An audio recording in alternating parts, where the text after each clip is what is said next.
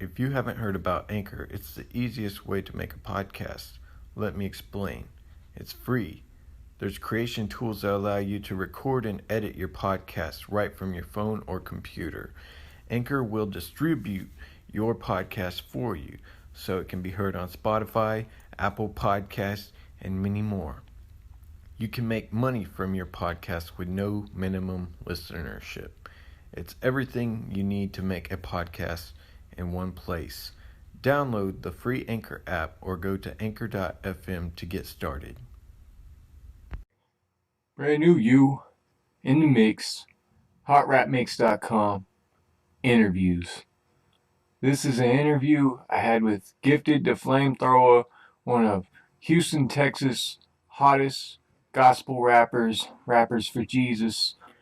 And it was a blessing and a great opportunity to talk over the phone with him and have an interview to talk about his music and his life and testimony and all that.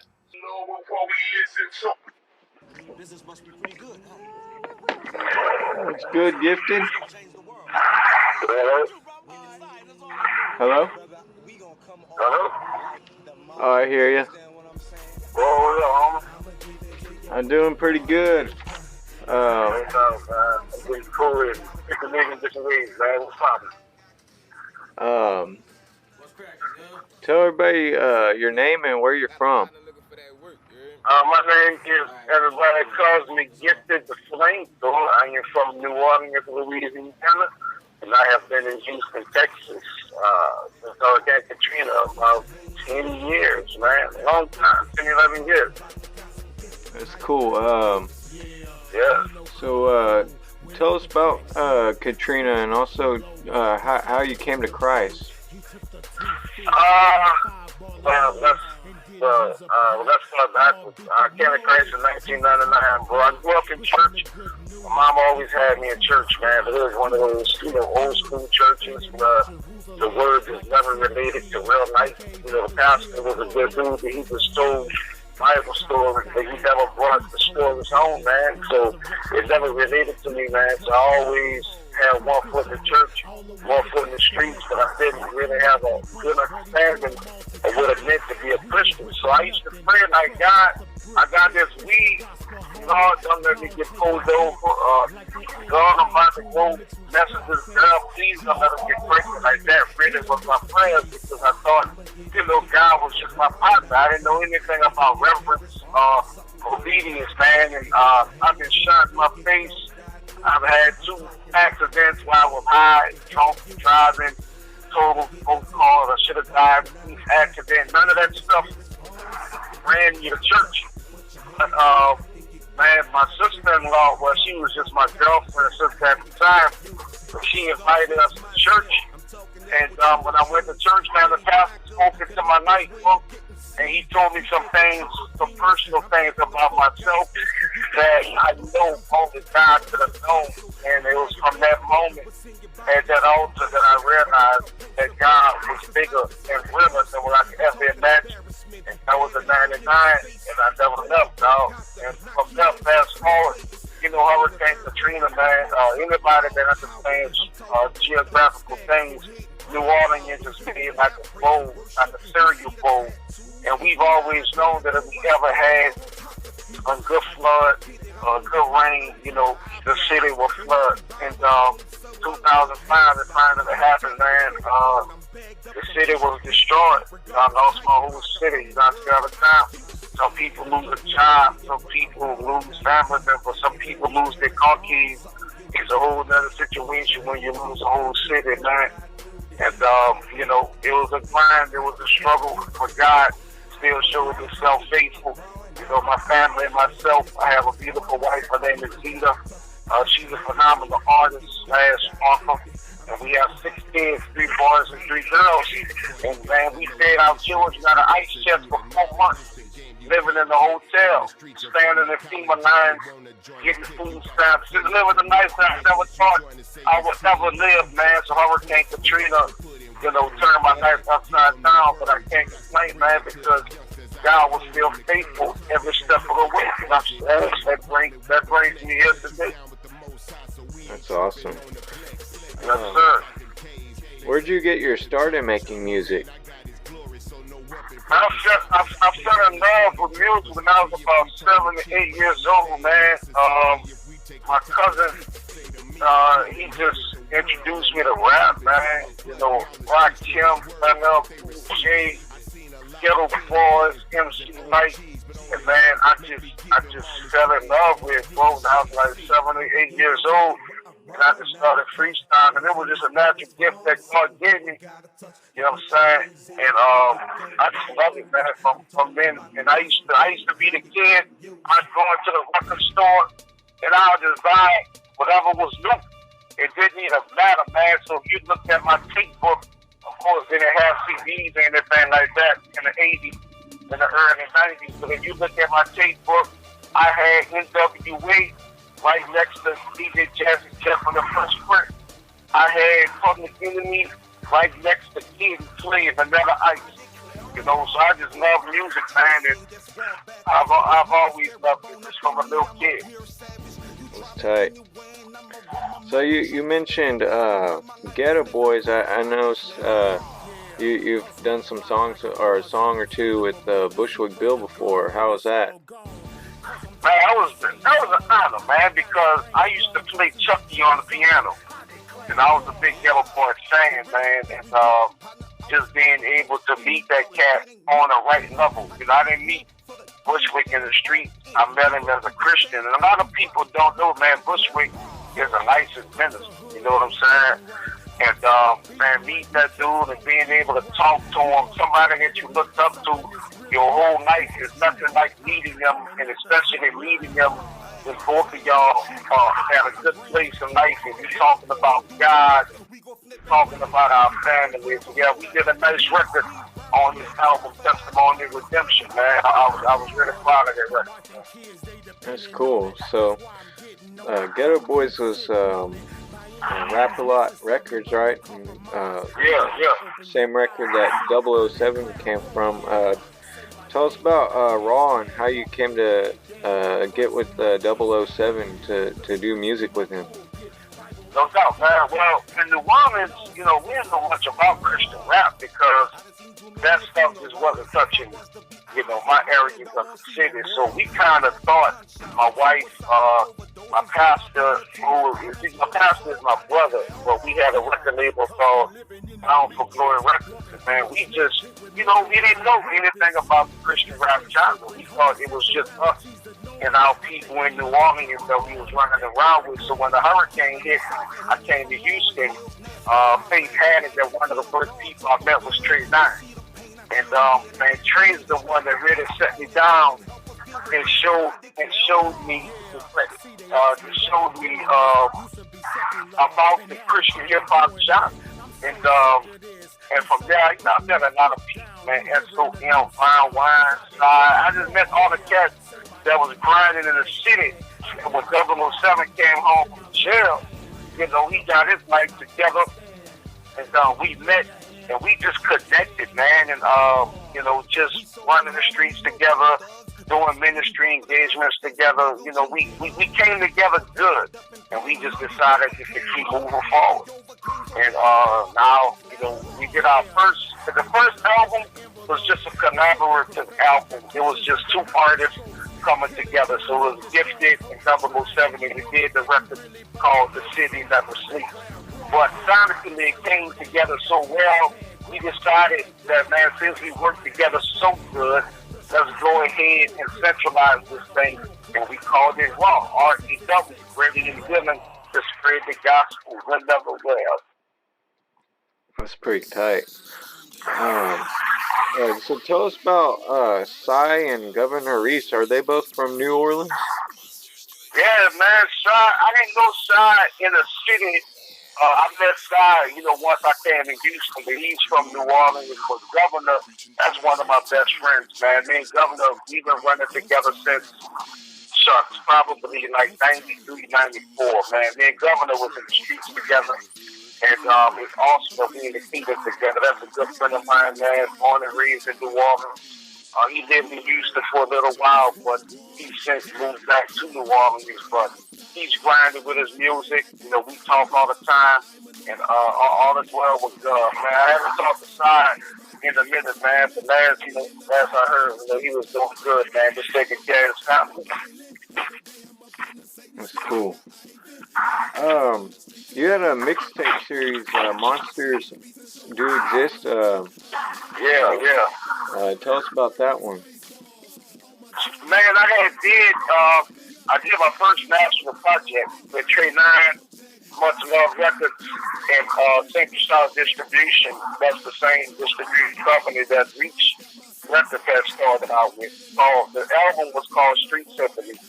And I had such a good response by it being my first national release. I had done a local project before then, but Street Symphony was my last, my national release. And I had such a good response to it, I just wanted to give back. And so I thought about doing a mixtape. And, once I started doing the music, I was like, man, let me go ahead and just, get everything that's inside of me out. So I wanted to do 12 mixtapes, so I did 10 in a row. And I put them out every month. So I put out a mixtape every month, all for free download, man. It was a blessing. And one key thing is that you get a lot of cats that do mixtapes, and the essence of a mixtape is having a DJ. So you got a lot of cats that was doing mixtapes, but they didn't have DJs, man. So the significance about my Monsters Do Exist series is that I have a different DJ on every mixtape. It features a new DJ, except about 2 of them where I had 3 of them. I'm sorry, DJ Will. His files got messed up, so he's not on there. And DJ Lace, Volume 9, Monsters Do Exist Volume 9, he actually died before I could get the files from him, man. So rest in peace, DJ Lace. Oh, and also the very first one, Monsters Do Exist Volume 1, DJ Primo did, man. And, he died also. So it's 12 mixtapes, 11 of them, volumes 1 through 11, called Monsters Do Exist, all for free download. And the 12th mixtape is outside of the series. It's called Do It All. And I did that with DJ Val, Val DJs for the Craig and for the Shoot. And all that's for free download, man, at IamGifted.net. That's tight. Tell us about DJ Primo. Primo was the first Christian DJ I ever met in my life. I never knew such a thing existed. I knew cats that played music, but not DJ. Man, Primo was a real DJ, but it's Christian music, man. And he was such a sweet spirit, such a humble spirit, man. He was an officer in the army. He had a beautiful wife, Sue Haley. He had 2 beautiful kids, man. And he sacrificed a lot for the kingdom, doing outreaches and doing all the concerts. And he actually pioneered scratching music videos. No one was doing that, man. He pioneered that. He taught a lot of DJs how to scratch and mix actual live videos, man. So I really miss Primo, man. I miss him a lot. That was a good friend of mine, bro. Rest in peace, DJ Primo. Do you beatbox or freestyle, or can you make beats? No, that's never. I think if I put my mind to it, I can. I love music. I dabble in piano a little bit, but I just never sat down and tried to be a producer. I believe it doesn't make sense to be a master of all trades, a jack of all trades, and a master of none, man. So, but right now, I just stick to the ink pen, just stick to the rapping and the writing aspect. I let the producers be the producers. And I'm more than sure, I think that effect, I'm thinking that I may transition into that, somewhere down the line. I think I can, I never tried it though, but I think I can. Cool. Have you worked with punting? We've never worked together, but I mean, that's one of the home parts. I know him. We've never done any work. We've never done any music together, no. Cool. Um, what about Cypreme? Supreme, well, yeah, that's family. I mean, Supreme, he's my mixing and my mastering and my recording. Supreme did The City Never Sleeps with 007 and myself when we came together on that record. He mixed and mastered it, and he also recorded, mixed and mastered the entire Raw America project that we just dropped. Yeah, Supreme also, I've got a few beats. Matter of fact, my first CD, my first national CD, String Symphony, Supreme was the lead producer on that album. Don't quote me on this, but if memory serves correct, he did maybe about 5 or 6 beats on that project, man. So, Supreme and myself, we go all the way back to 2007, 2008, man. That's tight. Yes, sir. You already said you're married. You have a wife and kids. Yeah. Tell us about the responsibility as a father. How you balance your music and stuff like that. Oh man, well, I was raised in a single parent household, and my situation was real peculiar because my dad wasn't in jail. He wasn't dead. He actually lived maybe 25 minutes away from me, man, but he just never developed a relationship with me, So I like to say he was that visible man. I can hear him. I can't see him. So, my mom, she raised me, man, and I've always known that I never wanted my kids to have the same situation of not having a father, man. Fathers are important, especially in the young man's life. So, so with my own children, I mean, that was the mindset. I wanted them to have what I didn't have. And of course, nothing is perfect. I mean, sometimes, husband and wives, they break up, or boyfriend and girlfriends, they break up, and it breaks up, the family. Things happen, but, I am a real advocate for family, man. And if, you can keep that thing together, it's nothing like having a 2-parent home. So that's what I always wanted to give my children, and I try my best to do it. I'm not perfect, but, I try my best. That's cool. Have you spoken or ministered at schools, churches, jails, or prisons? What places have you been? Absolutely. Now, I don't really have a focus on that. You asked me about how do I balance it, man. My family is first. I make sure that I hang out with my kids as much as possible, along with doing my music. I make sure I take my wife on dates, be it a lunch date or a movie date. I make sure that, I stay involved with my family so that way they never feel like music is my mistress. But as far as a focus, I mean, I do anything, anywhere music or my speaking takes me, man. So yeah, I do prisons. As a matter of fact, the prison engagements are probably my favorite, man. If I had to just gauge, the experiences that I've had, I love that prison ministry. That's one of my favorite things. But yeah, I do, can't really do school ministry, but, because there's a separation of church and state, I do a lot of school assemblies, and I have an entire set of music.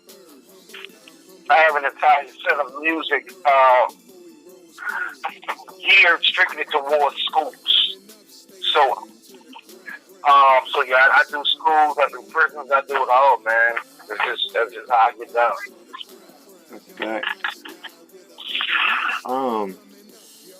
What kind of music? What kind of music?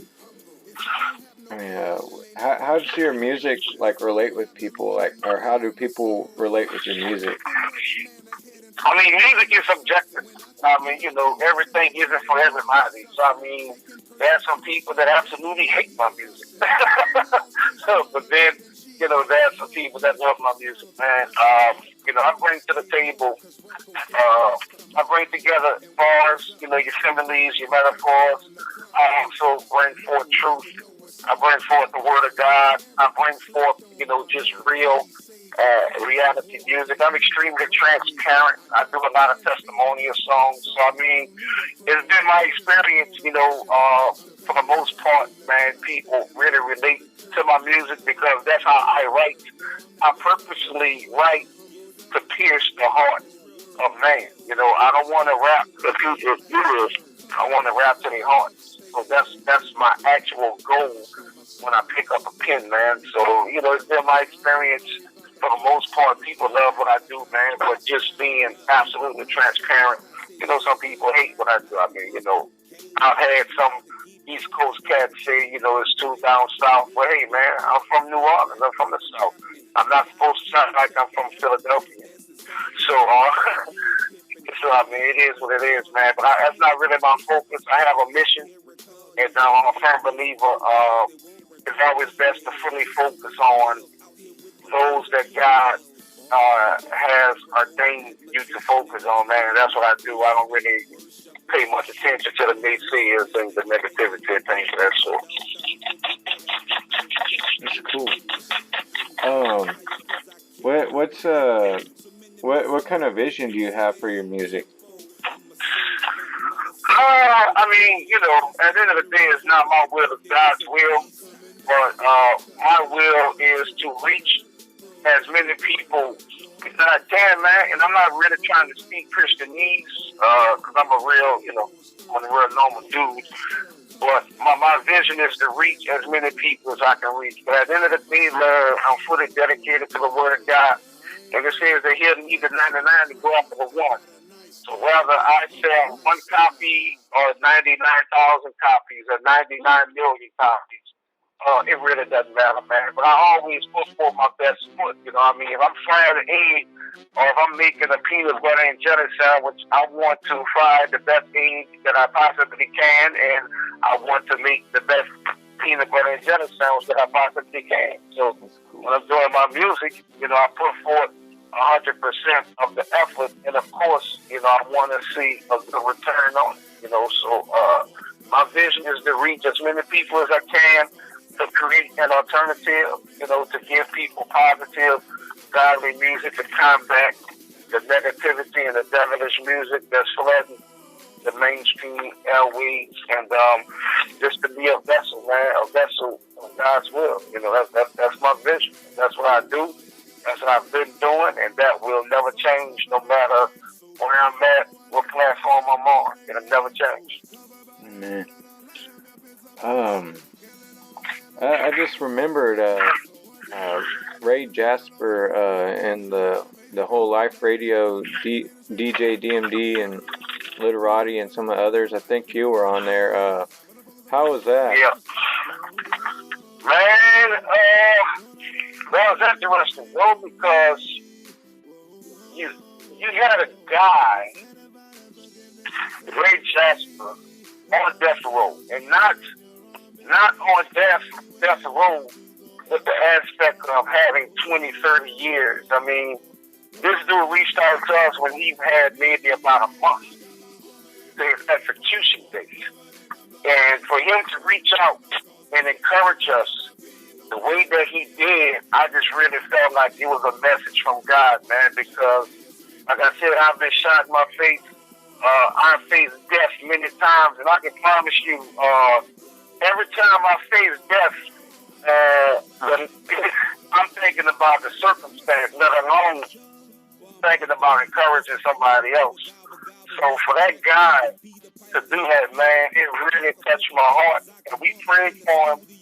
And my prayer is always for God to have His will, but that was really life changing, man, to have that dude waiting on his death to reach out and encourage us. And he also sent me a personal letter, just personally encouraging me. And in the letter, man, he just reminded me to be bold and to go hard, and that he appreciated my music and for me to never stop it. And I celebrate him. He did wrong. According to the laws of the land, he was punished according to the laws of the land. But I'm a full believer based on his confession. He's going to meet the Lord. So, I mean, I appreciate Ray Jasper, and I'll never forget that young man as long as I live. What are some other letters or responses to your music that are memorable? Man, the most memorable things are always when people let me know how their lives are touched. I'm not the cat. I don't need a pat on the back. I don't need oh, you got bars. Oh, you can rap. Oh, that doesn't do anything for me, man. I appreciate it. Don't get me wrong, but that doesn't do anything, man. I love when I get off stage when somebody comes and gives me a hug and tells me that my testimony touched them, or they're going through the same thing, and something I said, encourage their walk in life and their walk with Christ, man. Those are the things that add fuel to my fire and really keeps me going, man. Right.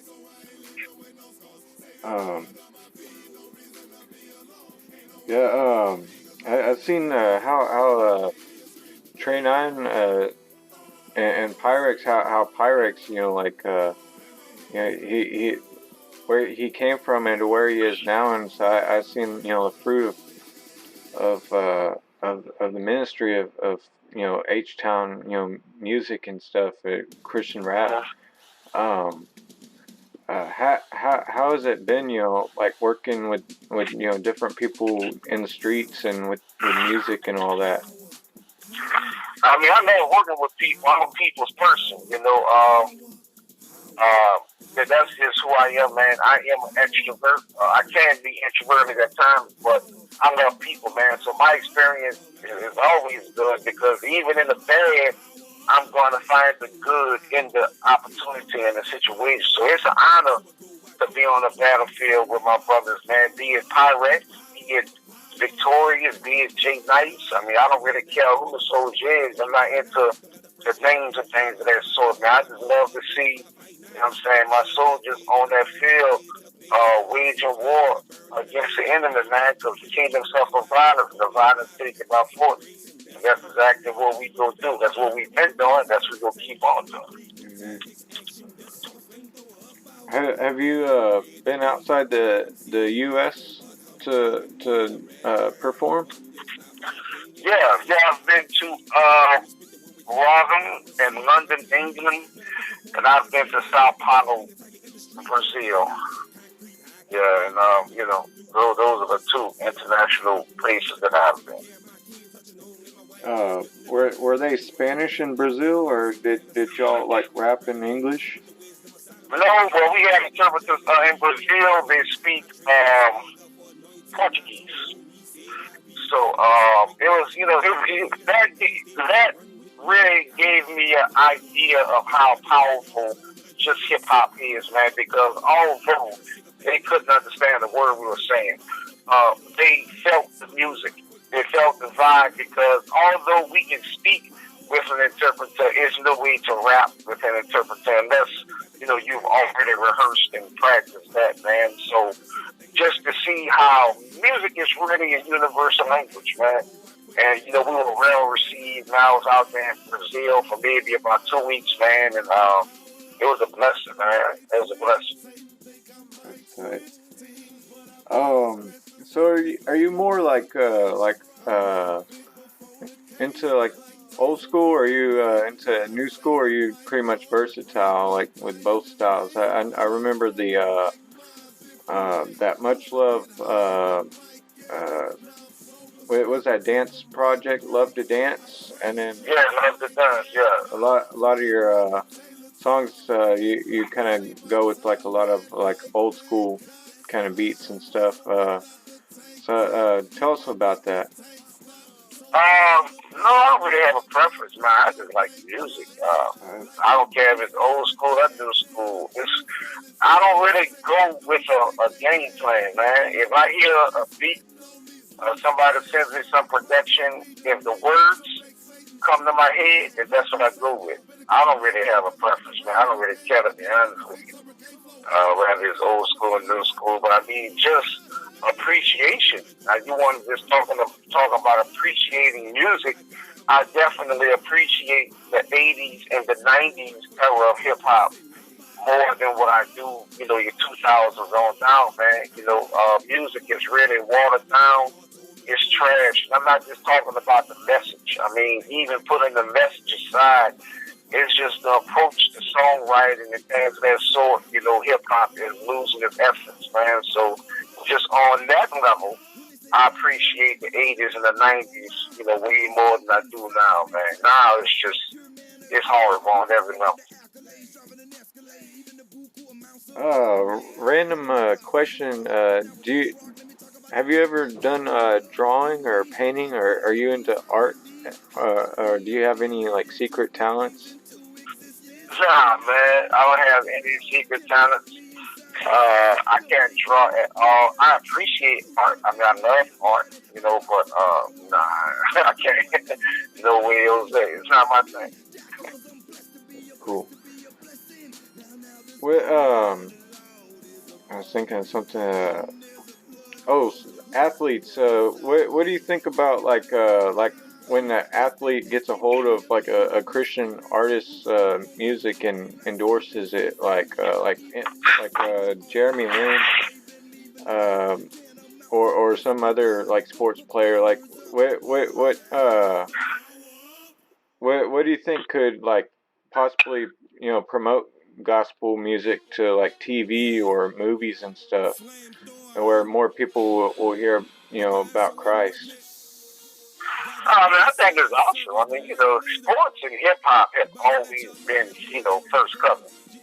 I mean, all the sports players want to be rappers, and all the rappers wish they would play sports. It's always been that, So I love it. I love when I see anyone mainstream, be it Quentin Demps, Jeremy Lin, Steph Curry, when those cats solidify artists and endorse artists, is always cool, man, because it shows people, and at the end of the day, people are followers, man. They follow what's popular.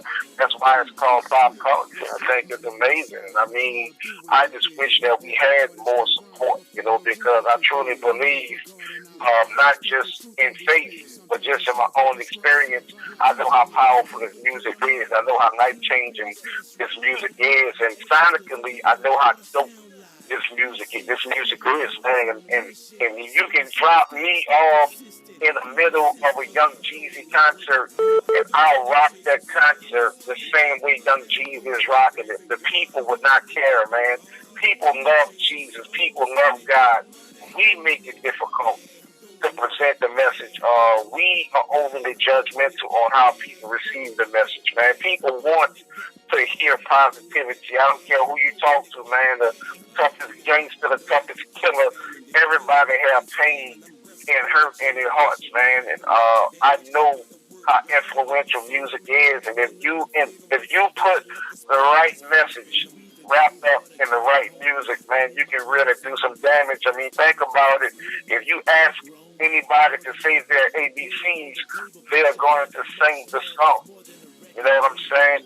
They're not going to go A, B, C, D. No, they're going to go A, B, C, D, E, F, G, because music just translates differently, to every human being, man. So, I believe it's growing. It is growing. I don't believe. The genre is growing, and as we grow, more people are going to adapt to it, and I just hope that the artists are able to remain humble and to remain on task and to not get put off task by the pats on the back or by the accolades. I don't ever want to get to the level where the people are raising their hands for me and not for Jesus. That's a bad level. Amen. What albums or where can people find your music or you on social media? Everything is at WeLiveRaw.com. We Live Raw. throwa.com. You hit that website, man, it connects you to everything. My bio, the mixtapes, the videos, dates, music, apparel. We have our raw gear. Everything is there, man. WeLiveRaw.com, real easy. And Instagram, The Real Gifted, and Twitter, The Real Gifted. Well, thanks for talking to me and the audience. Do you have any closing words you want to say? Nah, man, I just encourage you, in all your future endeavors. I mean, you've always been a big supporter of, us as artists, man. And I definitely don't take it lightly, man. And I just encourage you, keep pushing. If God has given you this vision, dog, run with it, go hard with it, man. And I appreciate the opportunity that you have given me to run my mouth for these few minutes and, talk myself. And, to everybody under the sound of my voice, man, there's no love like the love of Jesus Christ. He never promised us perfection. He promised us process, man. And everywhere I go, I see that church was never designed to be a museum for perfect people. It was designed to be a hospital for sick people. And so even if you've seen some bad representations of God, please don't judge God based on our bad behavior, man, because we human beings, we flawed, we gonna screw up. You might hear me talking today and might see me do something stupid tomorrow. But God will never fail you. He'll never leave you. He'll never forsake you, man. So lock into your local church and, man, let God speak to your heart, man. And support us as artists. We need your support. And let's keep each other moving, man, in the name of Jesus. Amen. Well, once again, thanks for the opportunity to talk to you, man, and ask you some questions and get to know you more and just know your heart and let the world hear it as well and to glorify yes, sir. Jesus. Thank you, man. Thank you for the opportunity once again. I don't take it lightly. Amen. Well, it's nice talking to you, Gifted. All right, my man. Nice talking to you, bro. All right. Bye. Bye. The song that I'm about to play was originally made by Trey 9, but Gifted used the song for his mixtape. The song was put together in memory of DJ Primo and encouragement for people who struggle with depression. Words of advice for people to, seek help if they have thoughts of suicide. By now I know you sitting down enjoying the tape, but on April 3rd, 2012, I lost a friend of mine. Shout out to DJ Primo, may you rest in peace forever, homie. I ain't got time to worry about why you did it or why you didn't do it. All I know is I lost a friend, and we did this song for you, dog, straight from the heart. Shout out to your family, man. What up, Sue Haley? Yeah. Monsters do exist. Carlos Avila, I'ma miss you, boy, you was my people. Yeah, your life proved this world is evil. How can Satan deceive you? Yeah, depression is as ill as disguise. It got me speechless when I look into your children's eyes. I know our Father's grace sufficient, so I'm wishing that He let you in them gates. Through faith, you went from atheist to Christian. And Romans 10:9, let me know it's better times, cause I know you believed our Father rose after He hung and died. More than music, bigger than rap. I know you up in heaven, hit 'em with that Primo scratch. Reality sets in, and dog is still hard for me. Primo was my DJ, spin them records hard for me. Speaking per logic to stop the malicious gossip. Whatever it was is between him and the highest. My love never wavers, it is what it is. My prayers only the best for Suhaili and the kids. Just the other day, you was mixing on the ones and twos, but now you dead and gone, you made it home. Now I'm saluting you, and now I'm like Faith Evans, thinking I'll be missing you, and reminisced on how you were the coldest DJ I ever knew. Yeah, you fought for my freedom. I see the truth, follow while you lead them. Until the next time we meet again, I'll keep pushing through and fight the good fight of faith. 'Cause I know that's what you would do. This the hardest verse I ever had to write. Trying to use 8 bars to sum up your life. When the news broke, then the tears fell. I cried so hard to the point that my eyes swell. The last thing I did, the last thing I said, the last time I saw you is playing through my head. I told you I love you, I meant it from my heart. I salute you, soldier. Yeah, you did your Can't part. even grasp that you were here the other day, but now you're dead and gone. Can't understand the reason, but your legacy will live on. You took a hard road, but ran an amazing race. And last time I saw you spin, you had a smile on your face. You served your country well, plus your community. Gave hip-hop hope on Tuesday, and you brought some unity. Seize your opportunity on showing love and serving others. Now I'm missing you and coping with my much loved brothers. Hometown hero, Primo wasn't no average Joe. We're gonna miss you at Hip Hop Hope. Quiet director with no rope. Much love DJ wrecked the show. Chopped and screwed it, king of slow. Wanna call DJs, they all know you're a legend. Pushed us to grow.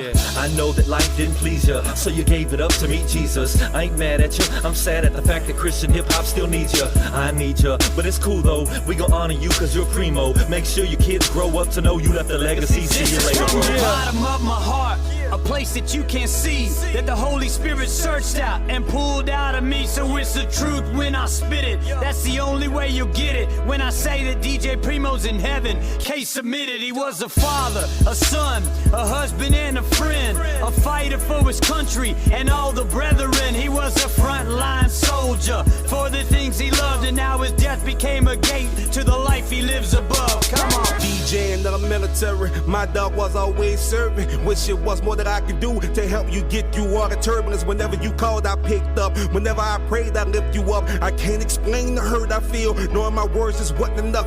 My God, I'm so scarred. Memories hurt to think of, but gotta stay tough. Into my face, they handcuffed. Shoe-headed, you and them babies, not alone up in this life we living. This is words from my heart, signing off, sincerely gifted.